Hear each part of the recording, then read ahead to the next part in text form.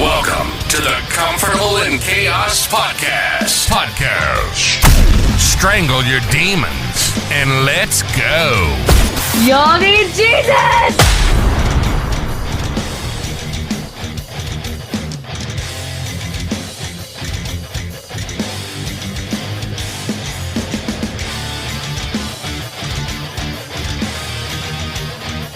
There's something happening here. What it is ain't exactly clear.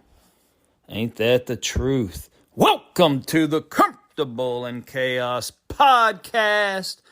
I am your host, Eric Hellberg, where you know we're like Einstein over here. We're just passionately curious, but with no special talents. Passionately curious about all things pertaining to men. How in the hell did we get here? And where is it that we want to go? I have several ideas percolating in this gerbil trap of a mind that I possess, man. Let's lay them out. I was thinking a little bit on, have you ever noticed, and maybe you've already encountered it 2-3 times in your lifetime by now, a minor fender bender, and the parties get out. Hey, everyone all right? All cool? Man, I'm really sorry. It's not a big deal. And look how quickly an apology was forthcoming. But have you ever noticed how the bigger the tragedy or the debacle, the harder it is to take ownership and or apologize?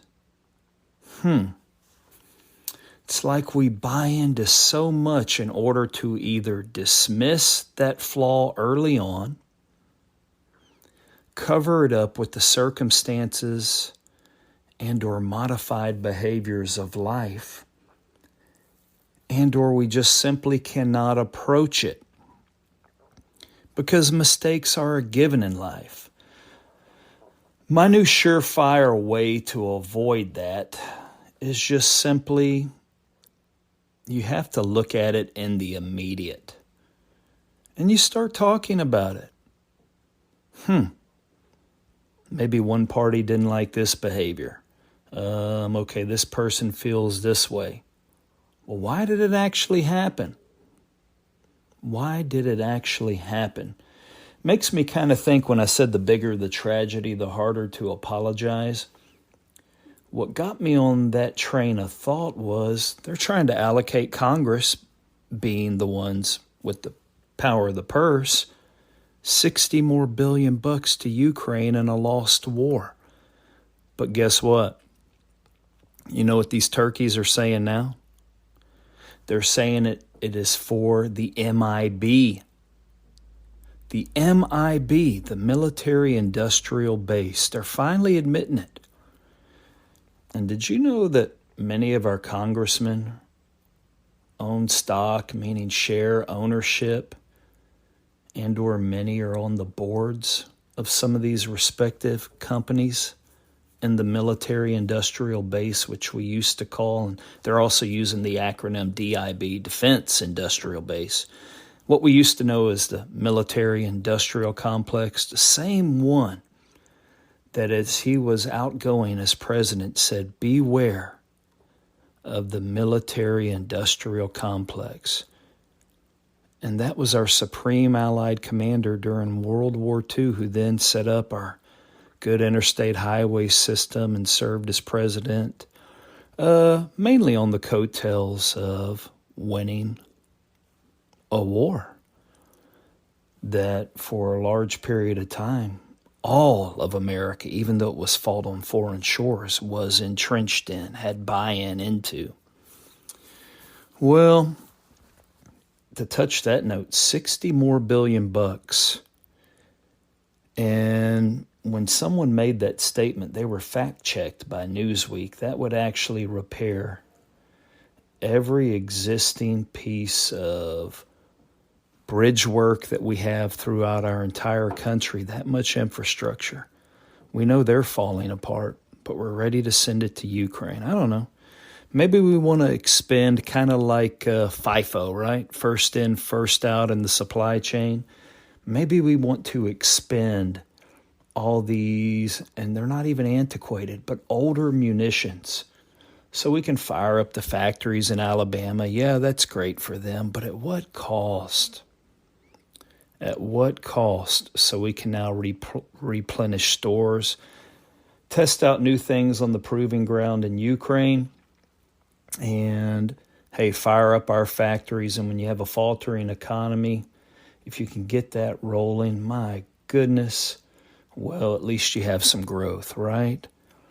It is a colossal game of cat and mouse in a foregone war. And what the congressmen are being told is that if they don't support these new monetary gifts, because they are gifts, well, then you support Vladimir Putin directly. So they've changed the narrative. And going back to that old Buffalo Springfield song, man, that was great, wasn't it? What I started off with, that was Vietnam era. We actually, we did everything we could to highlight protesters at that time, but then they started getting a little bit too close at home.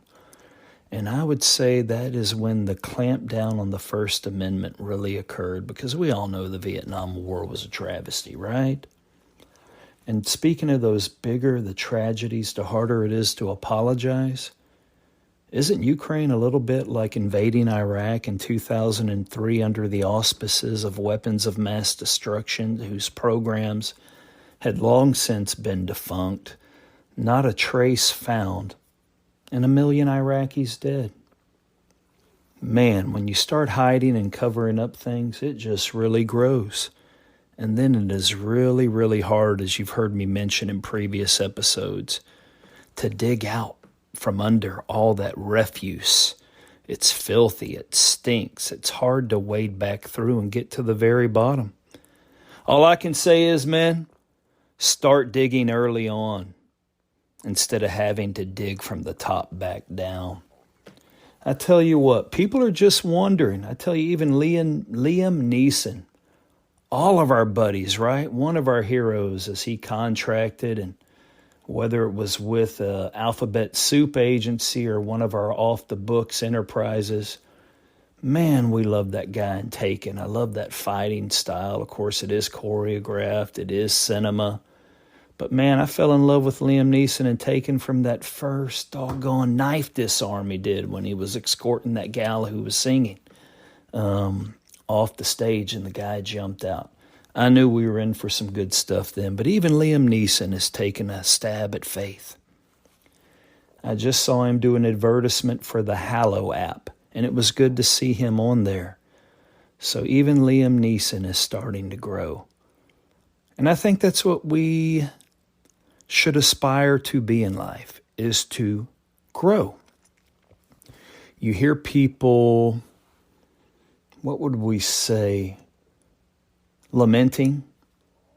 They're in a midlife crisis. They're having trouble. No, you know what a good way to look at that would be? I would say at midlife, whatever that is for you, we don't know how many years we're going to be given. But let's say in the 40s, maybe 50, whatever. I'd say at 50, you may be a little bit farther into that. I think at that time, based upon what my big mantra is on this show, that experience trumps everything, you have now accumulated such a large degree of experience. Now, granted, it is your own, and it is based upon your own personal interactions with the world. It is not inclusive of others, other than the fact of how they related back to you. But you have a whole new perspective based upon that experience. You see things more clear. You probably now have more contacts than you did in your 20s and 30s. So you know what? Some people look at their life right here at the present and say, man, it sucks. But so many people I hear talk about the good old days. I'd say your good old days are right here. I would say that you can get better and wiser the older you get, and that's how it should be. And so if you're lamenting your past life, well, now's your chance, man. So if you're still stuck saying your life sucked when you were 20 or 30, well, do something about it. Fucking do it now. What's stopping you? All right? Let's change tunes. Just put in a little dip, Black Buffalo. I don't know why they're not sponsoring the show yet. They know that I use copious amounts of the product, enjoy it immensely. Maybe we'll get them there. Just put in a pinch down here in my left cheek of Black Buffalo Mint. Okay, my nostrils are clearing. I think about the Apostle Paul. That's our pillar of the New Testament. There was no more ardent of a believer and or bulwark of the faith than Paul. But Paul said, and I'll paraphrase, I'm not here to give you a testament of my ability to quote, I don't know, theological virtue or Bible scripture. You can look that up for yourself. And anytime you hear someone espousing scripture, detailing it to you, go look it up for yourself, as opposed to taking the opinion of a fallen man, because ultimately men and women twist that for their own device. That's what's wrong with the church. But Paul said, and I paraphrase, the things I want to do, I don't. The things I hate to do, I do. And if Paul is Paul, how could that be such a challenge for him? Well, men, it's a challenge for us too. What are we going to do? Kick ourselves in the head over it? Excuse me, it's just part of life. Why don't we take a different perspective on it? Let's fly way up in there in our drones. We know, I don't know if we have any unless they're military grade that go up 30,000 feet, but let's take the proverbial 30,000 foot view. And so let's look at some of these things that I believe are holding us back so we can circumvent that quote unquote midlife crisis, begin anew, how we can actually do the things that we want to do and stop doing the things that we do not. Men, we can subscribe to a couple of similar but different philosophies. One school of thought being, remember the old adage, if it ain't broke, don't fix it? Nothing requires change. It's working. Why even consider it? Okay. Or you've seen some symptoms. There is some fixing that needs to occur. Let's do only what is necessary to get over this hurdle at the time so it is now working again. And go back to fixing it as fast as possible, no matter what is underlying. And once again, hey, it ain't broke. We don't need to fix it. It's already humming right along, just like a maquiladora floor, right? Assembly line in an American plant. Well, what I think ends up happening, in order to find a fix, you can become fixated on the symptoms of what it is that you find undesirous, the offshoots of something not working at work, how something breaks down. And when you become so solid in the symptoms, those could be the behaviors that are exhibited. It keeps you from fixing it as a whole, because oftentimes you just try to outperform in some capacity, whether it's on the job, whether it's in your own family, in a way that will help to alleviate these. I mean, it is easy to spot someone acting a fool out there and say, hey, you can cast shade over there, you can judge that behavior, you can then condemn it. Well, condemning is the easiest thing you can possibly do. And if it's something relational, condemnation can be done to yourself. You know, we've already done an episode on forgiveness, right? Here it is. If your job is to maintain a pipeline at a refinery, out in a field, whatever the workplace is, and you keep having to replace valve after valve after valve, you simply cannot outperform the fact that that line has too much pressure on it. And if you're constantly, in a relational sense, having to mitigate behavior or feelings of unease, something is coming up, well, you can use the same example.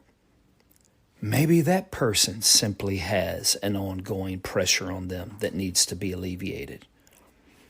But checking those valves or making someone happy in the moment is not going to, let's go back to what we said, provide an easy obsession with getting something fixed so that we can go back to whatever it is that works. And then it no longer requires attention. We like that as men.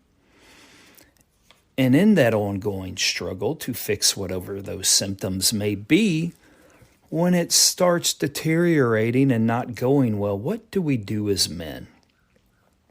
We attach an anger and or a hostility and or some contempt to that issue. And I think that's what Paul was actually saying. He simply did not understand. And this is the venerable Paul. And we are no different. Certainly no different than Paul. He was as close to Christ as any of us ever will get to be. So what I really believe it's akin to is that when you take that mindset, one of condemnation and or then hostility towards something, well, what that says is get away from. You have to find a way to get relational with it, because that is what opens it all up. Something obviously is in need of more attention. And the two places I just described are what makes up a whole man's life, right? Family, work, work, and family. And you heard me mention our kids in the last episode. You can see this work so well with them. You can take an aspect of condemnation, judging, and you will get a clamming up and or a disassociating. But if you bring into that other word a little bit of grace, meaning you're open and you're willing to receive, that's where patience and kindness come into the picture. And ultimately, that is where the dialogue for change will begin, no matter what the problem is. No matter what the problem is. So here's what I have to tell you. Go take a look in the mirror. Take your shirt off, right?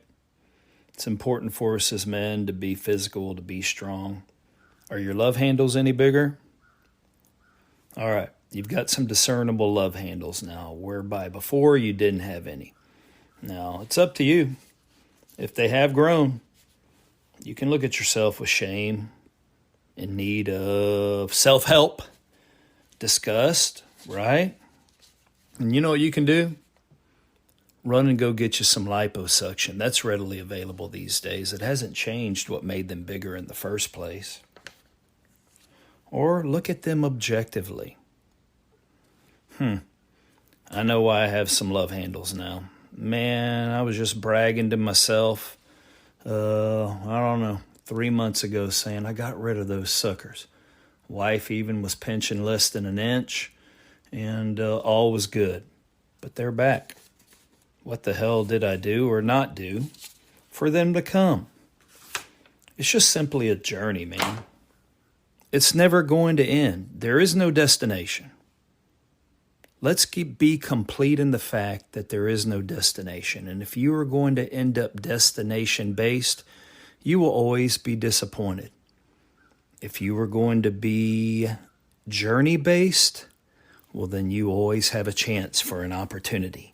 And there is always something whereby you can do or somewhere that you can go.